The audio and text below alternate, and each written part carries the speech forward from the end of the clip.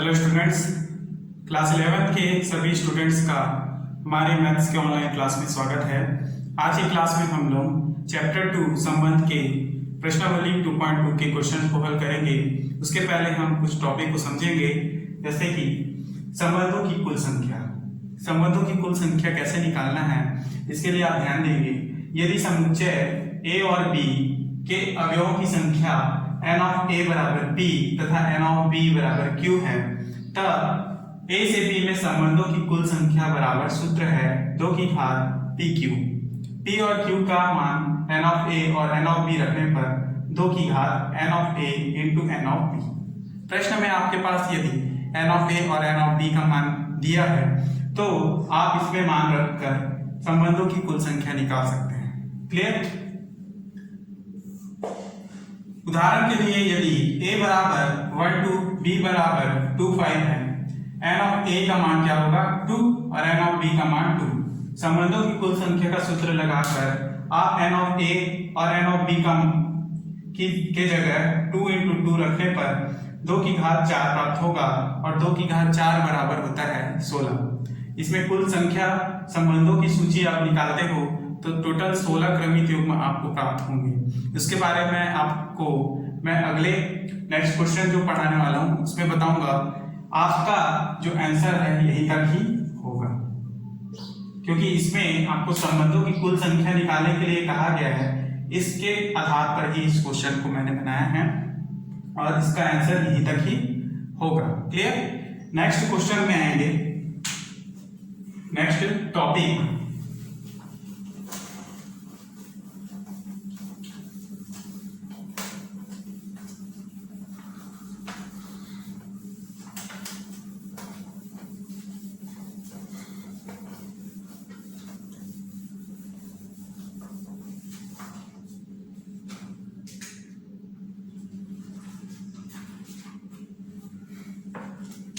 प्रतिलोम संबंध।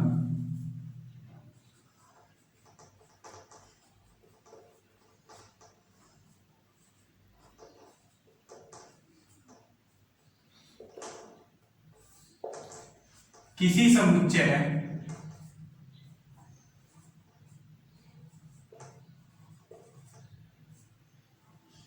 A से B में संबंध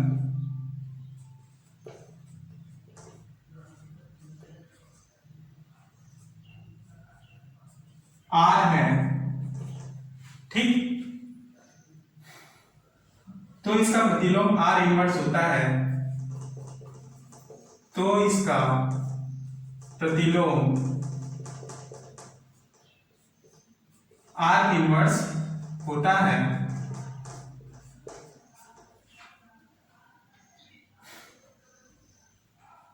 तो समुच्चय B से समुच्चय A में निम्नानुसार परिभाषित होगा। जो समुच्चय B से A में निम्नानुसार परिभाषित होगा।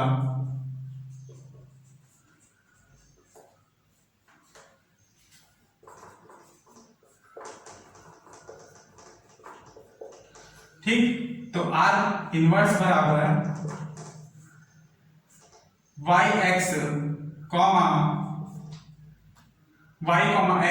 such that x, y belongs to R। Clear? चूंकि आपके पास R belongs to x, y belongs to R है, यानी R के अंतर्गत x, y है, ठीक? तो R इनवर्स निकालने पर उसको इसका प्रतिलोम निकल सकता है, यानी R इनवर्स बराबर y, x हमको लिखना होगा। क्लियर? यानी x, y बिलोंग करता है R में, तो y, x इसमें बिलोंग करेगा, y, x बिलोंग करेगा R इनवर्स में। क्लियर? इस बात को याद रखना है। संबंध R का प्रतिलोम R इनवर्स वह समुच्चय है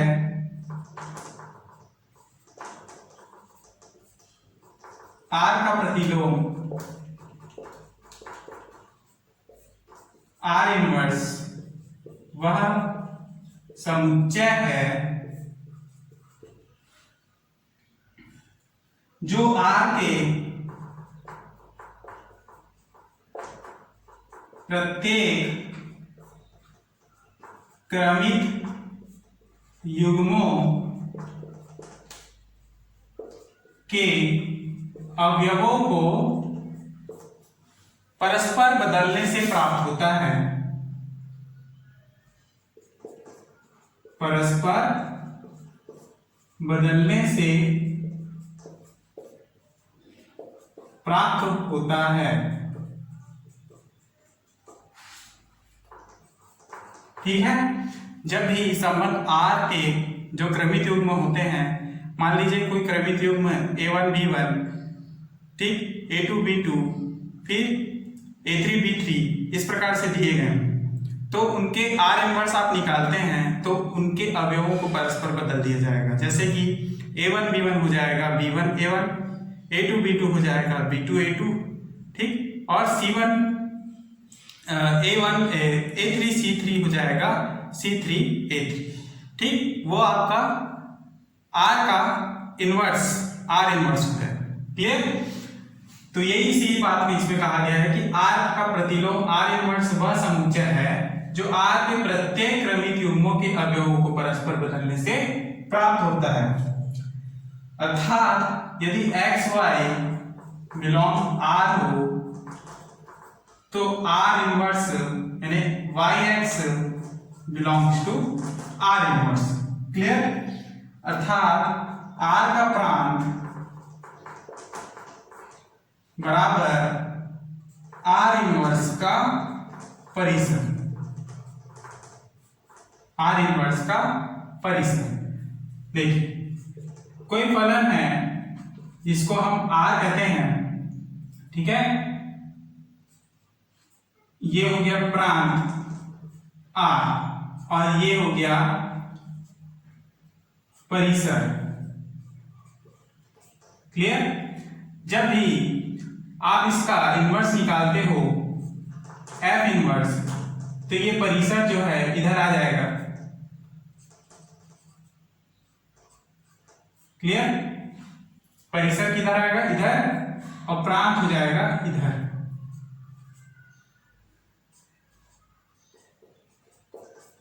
क्लियर? लेकिन ये परिसर, ये जो स्थान है ये प्रांत का ही है, केवल ये परिसर जो है, परिसर का मान है वो इधर होगा, लेकिन यह प्रांत ही बन जाएगा और जो प्रांत है वो परिसर बन जाएगा। ये F इनवर्स का मान है। क्लियर? यानी कि यदि ये 0 to 1 हो और ये -π/2, π/2 हो, तो उस परिस्थिति में F इनवर्स आप निकालते हैं तो ये आपका -π/2, π/2 बन जाएगा और ये 0 to 1 बन जाएगा। F का मान प्रांत 0 1 है और परिसर है -π/2, π/2, तथा F इनवर्स में वही प्रांत 0 1 जो है परिसर बन जाता है और वही परिसर -π/2, π/2 जो है प्रांत बन जाता है। तो उसी बात को यहां पर भी R का प्रांत बराबर क्या होगा? R इनवर्स का परिसर। क्लियर? ये R का प्रांत बराबर R इनवर्स का परिसर। क्लियर? तो इस तरह R इनवर्स का परिसर बराबर, और लिख सकते हैं हम R इनवर्स का प्रांत। क्लियर? अब देखेंगे R inverse subset B cross A है ना। यदि आप R इनवर्स निकालते हैं तो वो किसके सबसेट होगा? तो वह सबसेट होगा B क्रॉस A का। जैसे कि संबंध R जो है सबसेट होता है A क्रॉस B का, ये तो आपको पता है। इसका अर्थ क्या होगा कि R जो है A क्रॉस B का एक उप समुच्चय है। क्लियर? क्या है? एक उप समुच्चय है। तो आप R इनवर्स निकालते हैं तो R इनवर्स किसका सबसेट हो जाएगा? जस्ट इसका विपरीत यानी B क्रॉस ए का सबसेट है। इस बात को आपको याद रखना है, नोट के रूप में इसको लिखना है। ठीक, तो ये टॉपिक हुआ प्रतिलोम संबंध का। नेक्स्ट, संबंध का निरूपण।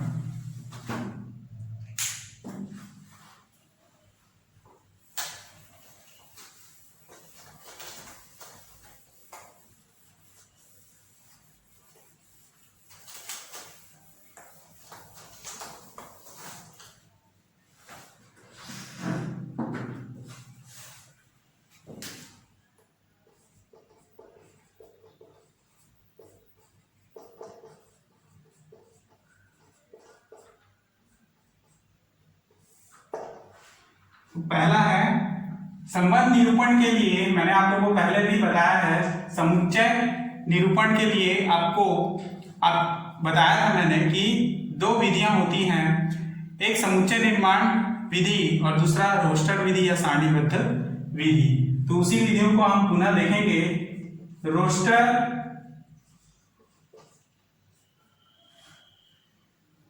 रोस्टर रूप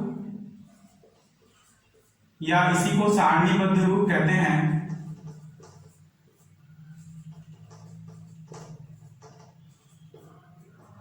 ठीक, संबंध निरूपण की इस विधि में हम रोस्टर रूप को समुच्चय निर्माण रूप में जो प्रश्न दिया रहेगा उसको आप रोस्टर रूप में या सारणीबद्ध रूप में परिवर्तित करेंगे।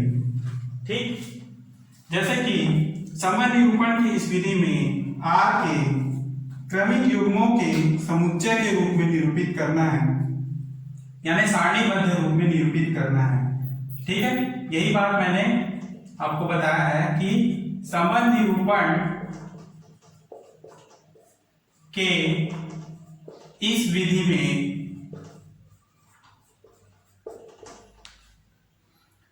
R के क्रमिक युग्मों के समुच्चय के रूप में निरूपित करना है। संबंध R के क्रमिक युग्मों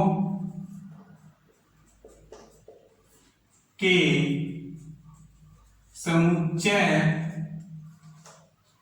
के रूप में निरूपित करना है। क्लियर? यानी कोई समुच्चय निर्माण रूप में दिया गया है, जैसे कि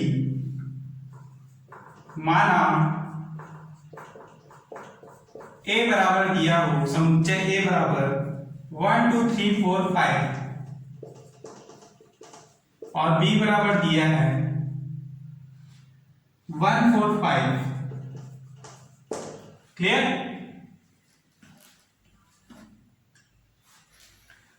तो A बराबर 1 2 3 4 5, B बराबर 1 4 5, तो A से B में संबंध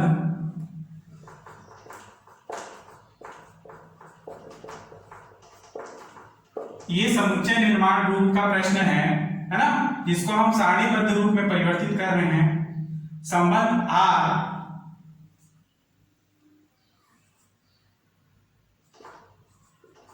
से कम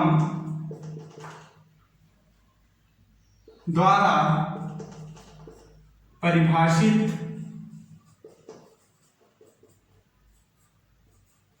निम्नानुसार। तब देखेंगे कि यहां पे आप सारणीबद्ध रूप में कैसे निकालेंगे। तो A क्रॉस B है ना, आपको निकालना है से कम। पहले तो आप निकाल लीजिए इसका A cross B। A cross B कैसे निकालेंगे? तो प्रत्येक क्रमिक युग्म के रूप में लेंगे प्रत्येक एलिमेंट्स को, 1 को 4 से, 1 को 5 से, 2 को 1 से, 2 को 4 से, 2 को 5 से, 3 को 1 से, 3 को 4 से, 3 को 5 से। ठीक, उसी प्रकार 4 को 1 से, 4 को 4 से और 4 को 5 से, तथा लास्ट है 5 को 1 से, 5 को 4 से, और 5 को 5 से क्रमिक युग्म कर दीजिए। क्लियर। लेकिन आपको संबंध में क्या कहा गया है कि से कम क्रमिक युग्मों को आपको लेना है, तो वही आपका आर होगा, संबंध आर। और वो कैसे निकालेंगे हम? से कम यानी प्रथम अवयव द्वितीय अवयव से कम होना चाहिए। यानी कि यदि आप प्रथम घटक को x मान ले और द्वितीय घटक को y मान ले, तो इस प्रकार x y से कम होना चाहिए। ऐसे कौन से अवयव हैं? तो एक जो है 4 से कम है, इसलिए इसको लेंगे। एक 5 से कम है, ठीक। 2 1 से बड़ा है, 2 4 से बड़ा, 2 4 से छोटा है, तो इसको भी लेंगे। 2 5 से छोटा है, ठीक है। 3 1 से बड़ा हो जाएगा, 3 4 से छोटा है, 3 5 से छोटा है, ठीक। उसी प्रकार नेक्स्ट है 4 1 से बड़ा है, 4 4 के बराबर है, 4 5 से छोटा है, 5 1 से बड़ा है, 5 4 से बड़ा है और 5 5 से बड़ा है, तो इनको भी हम नहीं लेंगे। इस प्रकार आपका आर होगा ये 1 4 1 5 2 4 2 5 3 4 3 5 और 4 5 तक। तो ये हो गया आपका रोस्टर रूप, सारणीबद्ध रूप। क्लियर। नेक्स्ट दूसरा पॉइंट,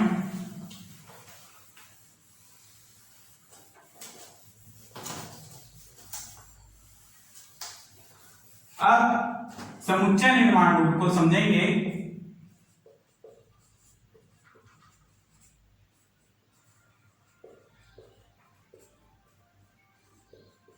जिसमें हम सारणीबद्ध रूप को समुच्चय निर्माण रूप में परिवर्तित करेंगे। जैसे कि उदाहरण से आपको समझाऊंगा मैं, उदाहरण का प्रयोग करना है इसमें। बस a बराबर दिया है समुच्चय 9 4 25 और b बराबर दिया है 5 3 2 1, फिर -2 -3 -5। क्लियर। तो r बराबर आप निकालते हैं, r का मान दिया है यहां पर 9 3 9 -3, ठीक। 4 2 4 -2 और दिया है 25 5 तथा 25 -5। अब ध्यान देंगे इसमें कि आपको इसका रोस्टर रूप निकालना है, ठीक है। सॉरी, समुच्चय निर्माण रूप निकालना है। रोस्टर रूप तो हमने समझ लिया है, तो इसका समुच्चय निर्माण कैसे करेंगे आप? r बराबर x, y belongs to r, ठीक। Belongs to x, y such that x belongs to कहां? a और y बिलोंग्स टू b। तब ये किस रूप में दिखाई दे रहा है आपको? x बराबर y स्क्वायर के रूप में दिखाई दे रहा है। यदि x बराबर आप 9 रखते हैं तो y बराबर क्या होगा? 3 का स्क्वायर। इसलिए आप x y के जगह में क्या रखेंगे? 9 3 रख सकते हैं। क्लियर। उसी प्रकार 9 3 रख सकते हैं, 4 2 रख सकते हैं, 4 2 रख सकते हैं, 25 और 5 को रख सकते हैं तथा 25 और -5 को रख सकते हैं, क्योंकि ये सभी जो हैं x बराबर y स्क्वायर के रूप में है। क्लियर। तो नेक्स्ट तीन आलेख के रूप में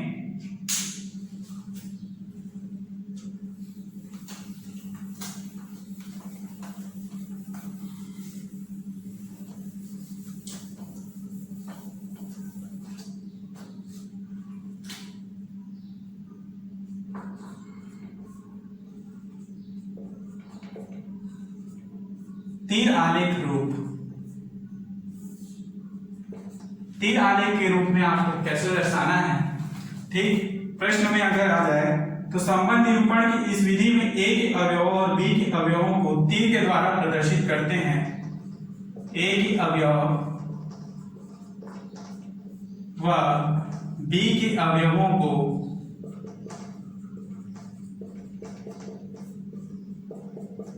तीर से प्रदर्शित करते हैं। क्लियर? कैसे तीर से प्रदर्शित करेंगे तो समझेंगे। यहां पर a बराबर दिया है 9 4 25, b बराबर दिया है सेम वैल्यू 5 3 2 1 -2 -3 और -5। क्लियर? तो इसका r निकाला गया है सेम 9 3 9 -3 4 2 4 -2 फिर 5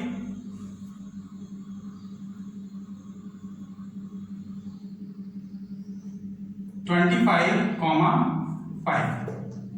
क्लियर? तथा 25, -5। क्लियर? तो आप देखेंगे इसको आप इस प्रकार से लिख सकते हैं और इधर 9 4 25 और इधर लिखेंगे 5 3 2 1 तथा -2 -3 -5। देखिए 9 किसका वर्गमूल है तो 3 का भी है और -3 का भी है। ठीक, उसी प्रकार 4 2 का भी और -2 का भी वर्गमूल है। क्लियर? उसी प्रकार 25 किसका वर्गमूल है तो 25 है 5 का भी वर्गमूल है और ऋण 5 का भी वर्गमूल है। तो इस प्रकार आप तीर आलेख खींच सकते हो। इसको आपको ए और इसको बी मानना है। क्लियर? इस प्रकार आप इसका तीर आलेख निकाल सकते हो। नेक्स्ट, तालिका आलेख।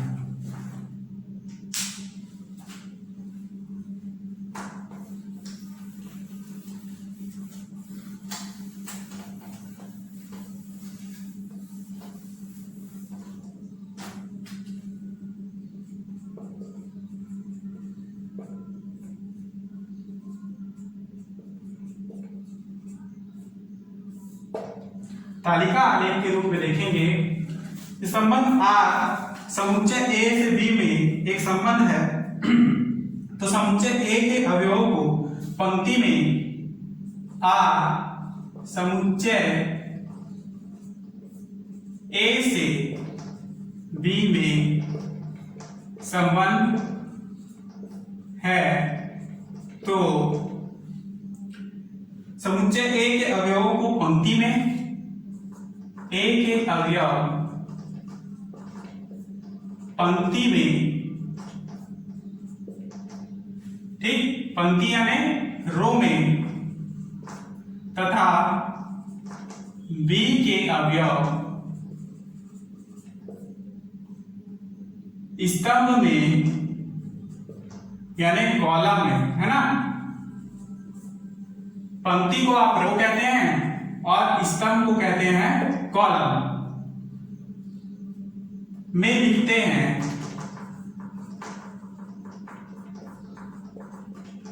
तो एक्स वाई बिलोंग आर, यदि एक्स वाई कहां बिलोंग करते हैं कैपिटल आर में, तो संगत पंक्ति और स्तंभ के लिए इसके संगत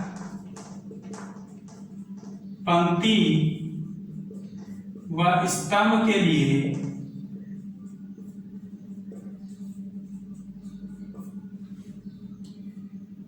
एक रखते हैं।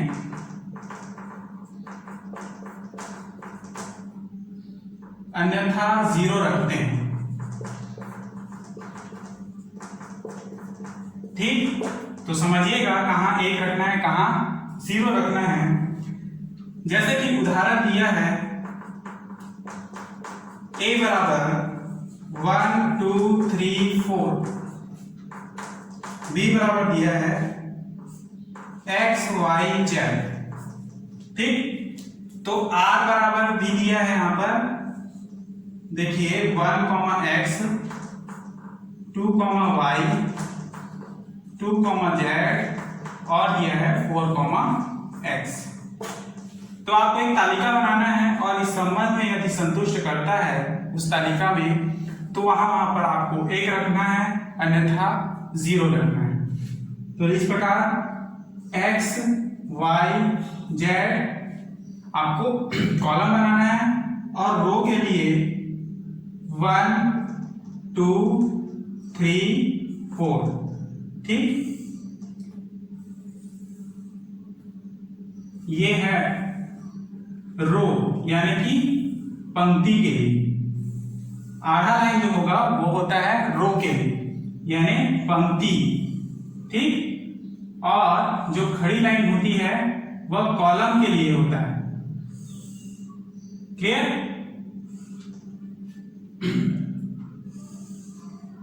और इसको हम आर के द्वारा संबंध करते हैं। तो ये संबंध को आप देखना है, 1 x से संबंधित है तो वहां पर आप लिखेंगे 1।